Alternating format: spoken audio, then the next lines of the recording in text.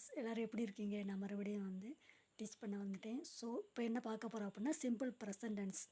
அப்படின்னா வந்து நம்ம வழக்கமாக செய்யக்கூடிய செயல், நம்ம லைஃப்பில் வந்து எக்ஸசைஸ் பண்ணுறது, படிக்கிறது, எழுதுறது, சமைக்கிறது, இதெல்லாம் வந்து நம்ம ரெகுலர் ஹேபிட்டாக வந்து பயன்படுத்துவோம்.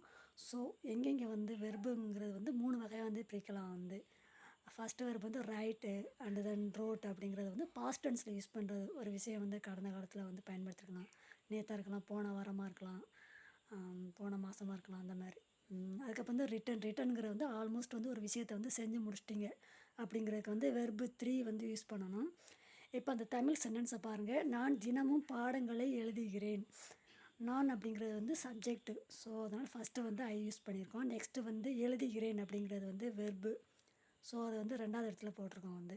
நெக்ஸ்ட்டு வந்து பாடங்களை அப்படிங்கிறதுக்கு வந்து சப்ஜெக்ட்ஸ் வந்து யூஸ் பண்ணணும். நம்ம வந்து டெய்லி எழுதுகிறோம் அப்படிங்கிறனால வந்து அந்த வார்த்தை வந்து கடைசியில் போயிடும். Everyday I writes subjects everyday. And then he she it names வந்துச்சு அப்படின்னா வெர்போட எஸ்ஸு இஎஸ் அல்லது ஐஇஎஸ் வந்து யூஸ் பண்ணணும். அதாவது வெர்பை பொறுத்து இருக்குது. இப்போ வந்து அவன் தினமும் பாடங்களை எழுதுகிறான். He writes subjects everyday. அதில் வந்து நம்ம வந்து எஸ் வந்து ஆட் பண்ணியிருக்கோம்.